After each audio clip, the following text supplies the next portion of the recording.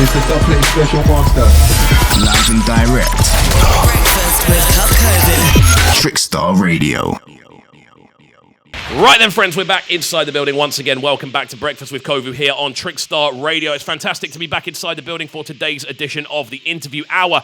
Right about now, we're jumping into a phone conversation with someone I've got a lot of time for. Really, really interesting producer, very much pushing the boundaries between bass and tech. As you just heard, we have Silk on the phone. How are you doing, sir? Yes, how you doing? I'm good. It's good to have you on the phone, man. I've been looking forward to this one for a while, and it's great to get you in for a conversation about everything that's been going on. So, obviously, with this show, we get a lot of different guests from a lot of different sort of musical areas. So, for those who aren't aware of kind of what you do and the sort of sounds you create, do you want to give us a bit of background into who Silk is? Of course, yeah. I don't know. It's a weird thing, genres, isn't it? But I would say primarily more UK based at the moment. Dabbling in the like tech house kind of side of things as well. I've even got like a disco tune that I'm planning on dropping like around June 21st, just for like the summer vibes. Because as I'm sure you're quite aware, Police isn't something you'd really want to drink a Corona to. It's more kind of an underground kind of club kind of vibe. So I thought I'd get something in the pipeline just for summer. Dabbling in the drum and bass side of things as well, but that's for like more of a separate alias that I'm doing at the moment, called Carter. But kind of just like a broad spectrum of everything, but primarily UK based at the moment. Okay, cool. So I mean, what's for obviously everyone in bass music seems to have a different route into that sort of scene. A lot of people came in via dubstep. A lot of people kind of transitioned from D&B into that sort of world. Like, what was your sort of introduction to bass music? I would actually say dubstep as well, because drum and bass, weirdly enough, I just didn't like when I first started making dance music. I don't know whether it was because it was like really popular at the time that I kind of just like wasn't interested in it. Because where I'm from in Watford, that's like kind of the primary scene. There's like no UK bass.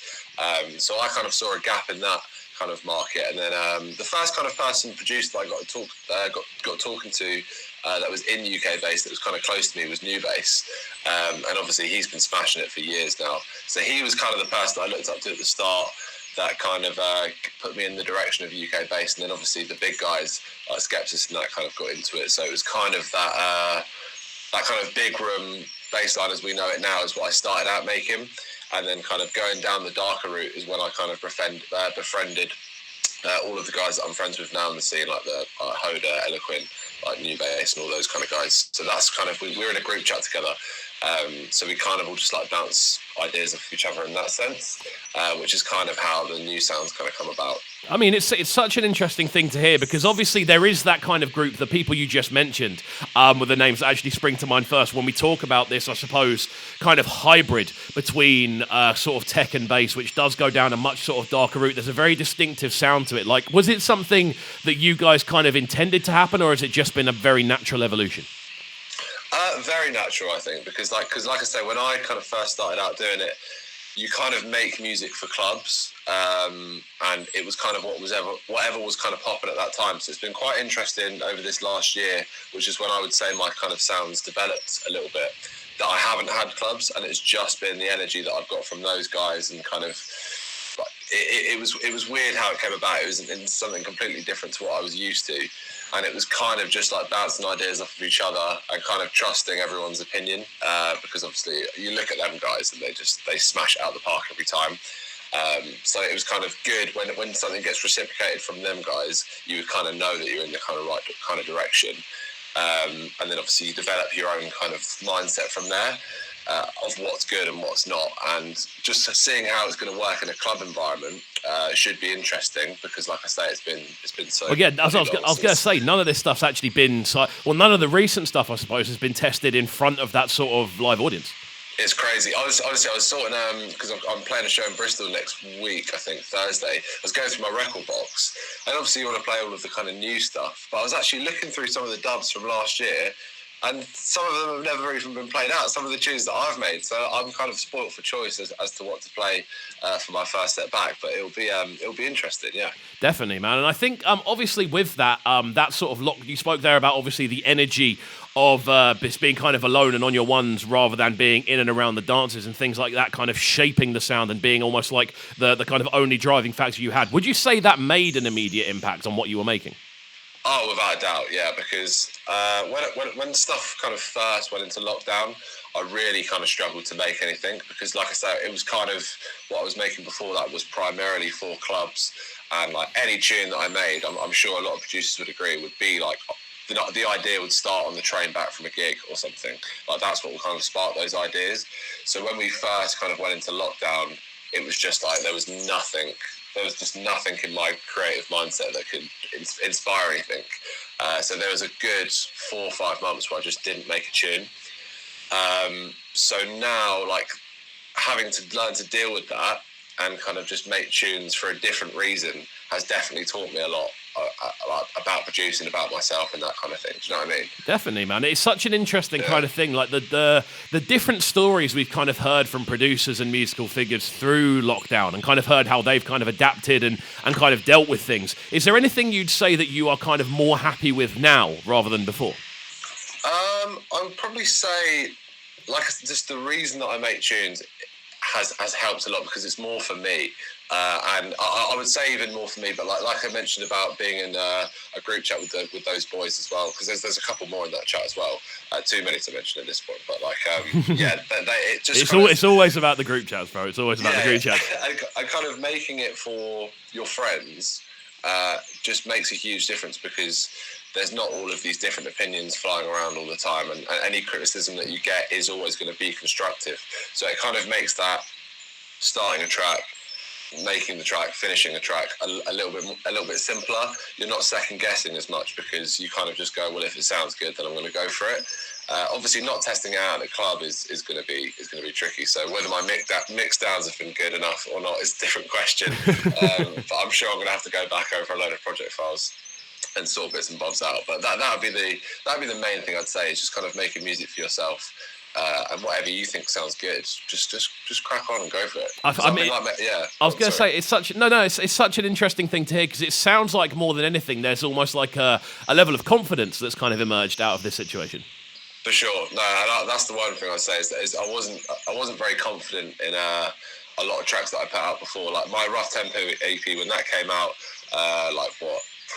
nearly 2 years ago now, I was questioning whether or not like it was going to be well received, or if anyone thought I was copying someone, or what. All of these kind of different things were going through your head. But with the Police EP that came out now, I worked quite closely with Ben and Deps on it.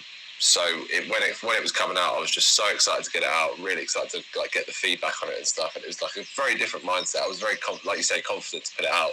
And I'm just so gassed with how it's been received as well. Amazing, man. Well, we're going to jump into some new music. We opened up with a tune called Police, which we've mentioned a couple of times. Do you want to talk to me about that one and how it kind of came together? Yeah, definitely, man. That was one of my favourite tunes like to make ever. It was the most fun because you obviously produce yourself. You can kind of slave over like a drum pattern or a bass sound for like hours and hours and hours until an idea like finally comes together. And by that point, you're so like frustrated and tired that you just can't be bothered anymore. And then when the tune's finished, you're just like, oh, thank God that's done. Police was like kind of one of those ones where it literally, the idea came about in 5-10 minutes. I had like the basic idea, and then you just chuck in all these different elements and stuff, and it just came together like really like naturally and organically, and like within a day it was done. And it was just like, so I still kind of have a little soft spot for it for this day, even though it's like nearly a year old. But yeah. Awesome, man. Well, this is the whole point of doing this show, I suppose, is to kind of give a bit of insight into this new sound and new direction you're kind of taking. It was one of the things we chatted about firstly when we spoke about actually getting you on the show. So something I'm very keen to do is to showcase as much music as we can. We're going to get into another track next that goes by the name of Can't Stop. Talk to me about this one, because it's a bit of a banger. Oh, nice one, man. Thank you. So that was like the first track that was made on the EP. It was kind of the first one that started like the whole new direction that I was trying to go in. And it was kind of just like a basic tech house kind of idea at the start without the bass stabs. But then I found that vocal that goes over it, and it just brought like all this energy to this track, and I kind of switched it up.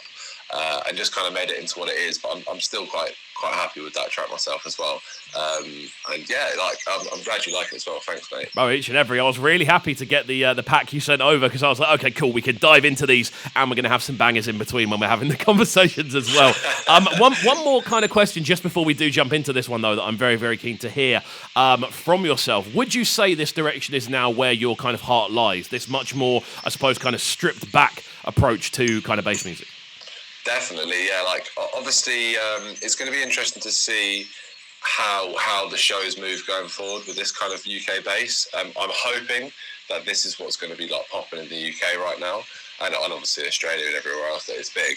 But I would say with UK bass, this would be the kind of direction that I'm going in. Obviously, like I said, I've got the houseier stuff on the way as well, the D&B, which is like completely separate. But it's going to be interesting to see, because I'm sure it'll mould into something else and evolve as well when the shows come back.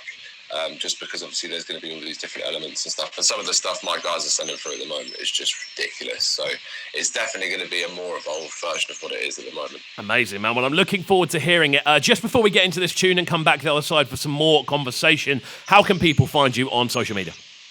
So it's Silk Music UK on everything: Insta, Twitter, SoundCloud, all that kind of stuff. Amazing. That's what we love to hear. It's so much easier on everyone when it's the same on everything. Trust me. Each and every road. It's just gone 9:15 here on Trickstar Radio. You're locked into Breakfast with Kovu. It's the interview hour, and we're on the phone with a man like Silk. Don't go anywhere. Oh, yes. This is Breakfast with Kovu, bringing you them morning flavours on Trickstar Radio.